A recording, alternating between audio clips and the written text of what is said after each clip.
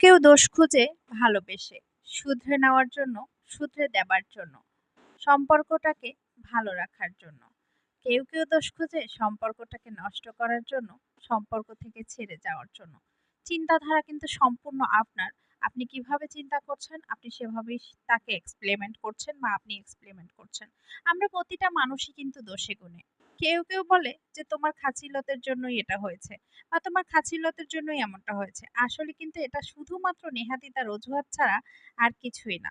কখনোই খাচিলতে হয়েছে এরকম বলাটা উচিত না। কারণ আপনি চাচ্ছেন না তাই তার খাচিলতা আপনার ভালো লাগছে না।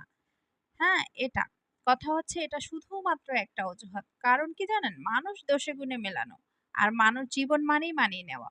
একজন কখনোই আপনার 100% মনের মতো হবে না। আপনিও তার 100% মনের মতো না। দেখেন সেও কোনো না কোনো দিক থেকে আপনাকে মানিয়ে নিচ্ছে বা আপনিও তাকে মানিয়ে নেবেন। এটাই জীবন। জীবন এটা না যে তোমার একটা খাসিলত খারাপ সেজন্য আমি তোমাকে ছেড়ে চলে যাব।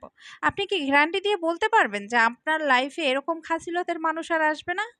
বা আপনি কি বলতে পারবেন যে আপনি মানে যার সাথেই যান, যেভাবেই যান, যেভাবেই থাকেন না কেন আপনার লাইফে কোনো ঝামেলা, ঝগড়াঝাটি, মনোমালিন্য, কথা কাটাকাটি হবে না? থাকবে না? শুধুমাত্র এটা কি জানেন? আপনি চাচ্ছেন না তার সাথে সম্পর্ক রাখতে। যার জন্য